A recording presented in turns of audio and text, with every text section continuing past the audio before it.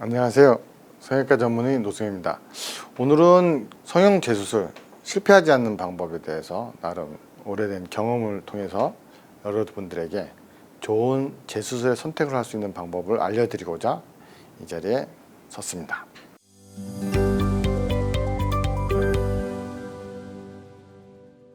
요즘은 이제 성형이 진짜 많이 대중화됐죠. 외국 분들도 많이 오시고 한국에 한류를 타고 이제 여러 가지 한류 종류가 있는데 그 중에 성형 한류도 무시하지 못하죠. 그래서 외국 분들도 많이 오시고 하는데, 문제는 이 성형이라는 게 한 번 한다고 뭐 만족하는 게 아니고 반복적으로 시술을 또는 수술하는 경우도 많고, 뭔가 잘 안 돼서 만족스럽지 못해서 하는 경우도 있고, 또는 오히려 잘못돼서 다시 하는 경우도 있고 굉장히 많아요.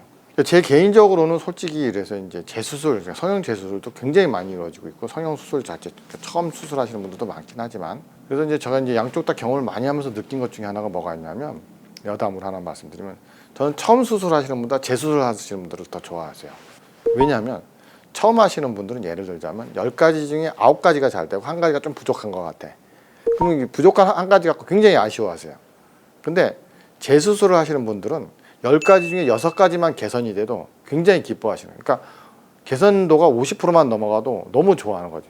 일단 뭐 실패 안 했다는 거에서 기뻐하고, 한번 실패를 해봤으니까. 그만큼 재수술은 정말 중요하고, 잘 됐을 때 만족도도 굉장히 높습니다. 왜냐하면 한번 아픔을 겪었으니까. 뭐 두세 번 겪으신 분들도 계시죠.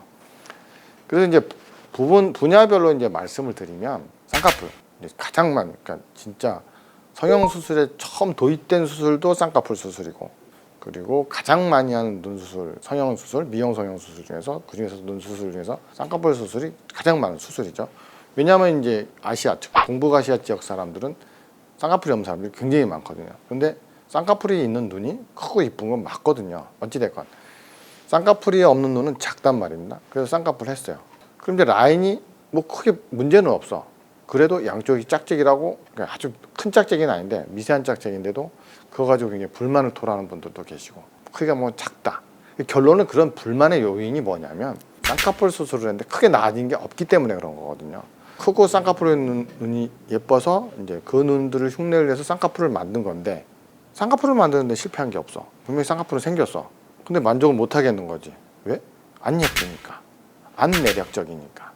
그럼 도대체 왜 쌍꺼풀을 수술을 해서 쌍꺼풀을 만들었는데 왜 불만족해 하고 자꾸 재수술을 하려 하느냐? 그건 딴 게 아니고, 전에도 말씀드린 눈 자체가 작고 눈꼬리가 올라간 그러한 눈매, 싸나운 눈매에다가 쌍꺼풀을 얹게 되면 예뻐 보이기보다는 더 싸나워 보이거든요. 더 세 보이고, 어떻게 보면 극단적으로 하면 더 못돼 보일 수도 있고. 근데 쌍꺼풀 수술 자체는 좀 더 또렷하게 만드는 건데, 물론 쌍꺼풀 자체가 눈이 커 보이게 하는 효과는 있어요. 실제로 눈이 커진다기보다, 물론 이제 가성안검 하수라고 그래서 이제 눈을 떴을 때 피부가 눈을 덮는 그런 현상이 있어요. 그랬을 때 이런 가성안검 하수가 개선되면서 실질적으로 숨어 있는 눈이 나타나는 거죠. 그래서 눈이 커 보이는 효과는 있긴 한데, 근데 문제는 크다고 무조건 예뻐 보이는 건 아니라는 거죠. 그러니까 환자 입장에서 예뻐지려고 했는데, 아니 좀 더 매력적인 눈매가 되려고 했는데, 뭔가 사람들이 너 이렇게 얘가 세졌니? 사납다, 못돼 보인다, 이런 소리 들으면 기분 나쁘겠죠, 당연히. 그래서 이제 눈의 재수술 저한테 오시는 분들 중에, 특히 이제 나이 들어서 거상하실 때 보면, 거상하시는 분들 보면 이제 거상이라는 게 위로 당기는 거거든요. 위로 당기면 안 그래도 올라가더니 더 올라가요. 얼굴은 팽팽해졌는데 더 못돼졌어요. 그러면 안 될 거 아닙니까? 그렇게 말씀드리면 이제 공감들을 하시죠.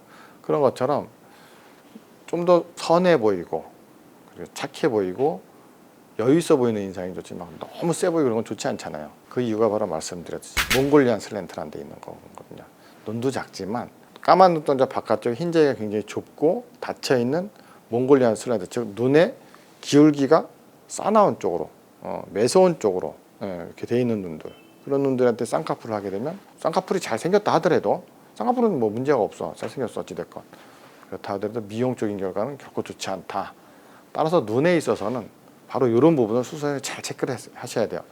내가 쌍꺼풀만 했을 때 과연 더 매력적인 눈이 될 수 있는 눈인지, 아니면 오히려 역효과가 날 수 있는 눈인지. 그랬을 때는 차라리 속상을 한다든지, 아니면 디미팀이라는 그런 방법이 있어요. 사실상 성형외과, 전통 성형외과에 있는 수술 방법은 아니에요, 디미팀이라는 게. 왜냐하면 어찌됐건 성형이라는 학문도 의학의 한 분야고, 처음에 발달 시작이 서양에서 발달해서 오다 보니까 그런 부분들이 간과된 거예요. 종사하시는 분들도 무조건 따라하기 바빴던 거죠. 근데 하다 보니까 자꾸 실패하고 결과의 만족도가 떨어지고 해서 고민하다 보니까 이런 문제가 있구나 하고 깨닫게 된 거죠. 그래서 우리 동북아시아 지역에서 눈 성형, 특히 쌍꺼풀 수술을 할 때는 자기가 수술하기 직전에 눈의 크기가 얼마나 큰 눈인지, 몽골리안 슬랜트가 얼마나 심한지, 몽고주름이 어느 정도인지, 몽고주름의 타입이 어느 정도인지 이런 걸 정확히 다 고려해서 수술 계획을 잡으셔야 실패하지 않습니다. 그리고 두 번째 코 부분인데요. 코 같은 경우에는 이제 콧대를 세우고 코끝을 올리고 턱을 여기에 포커스를 맞춰요. 그런데 사실 콧대와 코끝을 올리는 건 기술적으로 그렇게 어려운 문제가 아니에요. 콧대는 보형물을 쓰고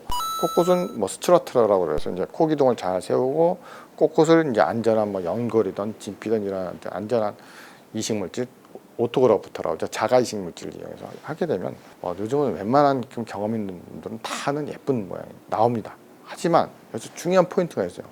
콧날개와 비주와 콧날개 비익이라고 그러죠. 그 비주인 컬러멜라, 그 다음에 비순각. 옆에서 측면에서 봤을 때 이 컬러멜라와 이제 윗입술이 이제 이루는 각도라고 하죠. 이러한 상관관계의 조화가 정말 중요하거든요. 그래서 코를 높였는데 코끝도 잘 올라갔어. 코만 보면 나쁘지 않아. 근데 사진을 찍으면 내가 매력적이 된 건가? 하면 또 아닌 경우가 꽤 있어요. 그건 바로 이런 비익과 비순각, 비주와의 세 개의 삼각관계의 조화가 잘 안 맞기 때문에 그런 거거든요. 그래서 이런 부분도 코 수술하기 전에 콧대가 낮네, 코끝이 뭉툭하네 이런 것만 보지 마시고 콧날개의 형태, 콧날개의 두께, 비주의 형태, 비주의 두께, 비순각의 형태, 나의 돌출입 유무와 돌출입 정도 이런 것들을 종합적으로 잘 판단을 하셔서 그런 부분들까지도 조화를 맞춰서 교정을 하면서 수술을 들어갔을 때 최종적인 내 외모가 좀 더 좋아지고 업그레이드되고 만족할 수 있는 결과가 나올 수 있습니다. 그리고 이제 마지막으로 거상 부분인데요. 거상은 진짜 동양인 거상은 절대 쉽지 않아요. 동양인 거상에 있어서 첫 번째 꼭 해결해야 될 문제가 팔자거든요. 근데 팔자에는 세 가지 문제점을 갖고 있습니다. 동양인 팔자에는 첫 번째, 대부분 돌출입경이 살짝 있어가지고 윤곽적으로 100%는 아니지만 상당히 많아요. 퍼센테이지가. 팔자가 원래가 깊으세요. 팔자 자체가. 그런 데가 나이 들면서 쳐지니까 팔자는 더 깊어지는 거지. 땡기면 팔자가 펴지냐? 안 펴져요. 물론 이제 뭐 어느 정도 주름진 느낌은 펴지긴 합니다만 푹 꺼진 그 윤곽의 구조는 안 바뀌겠죠. 두 번째, 동양인들은 피부가 두꺼워요. 그래서 팔자 입가주름까지 늘어지는 이 주름은 이미 깊어진 주름은 웬만큼 당겨서도 잘 안 펴집니다. 그다음에 마지막으로 이제 메리오네트 라인도 마찬가지예요. 메리오네트 제일 이제 여성분들이 제일 신경 쓰는 부위는 팔자, 입가주름, 이제 메리오네트 라인 이런 건데 이런 부분들이 대부분 피부가 두껍고 탄성이 좋은 피부다 보니까 한번 주름이 자리를 잡으면 웬만해서 없어요. 진짜 무슨 뭐 아주 심한 박피술, 레이저 박피술 정도 하면 없어질 거예요. 그런데 또 레이저 박피술은 색소 침착이라든지 이런 치명적인 결과를 문제를 야기시킬 수 있기 때문에 또 권하기도 애매하고. 그럼 단순히 거상술로 해결되냐? 절대 해결은 안 되는 거죠. 그래서 사실은 좀 예방적으로 빨리 해야 되는 거고 이미 이제 그런 주름들이 깊어졌다면 거상만으로는 절대 안 되고 거상과 더불어서 뭐 이쪽에 다른 귀적 수술을 한다든지 또는 이제 가벼운 뭐 레이저 시술, 뭐 프락셀 레이저 같은 것도 도움이 될 수는 있어요. 그런 레이저 시술이나 뭐 여러 가지 그런 보조요법들을 같이 병행해야지 어느 정도 만족하는 결과를 얻을 수 있다 이렇게 말씀드릴 수 있겠습니다. 오늘의 얘기는 여기서 끝마치겠습니다. 감사합니다.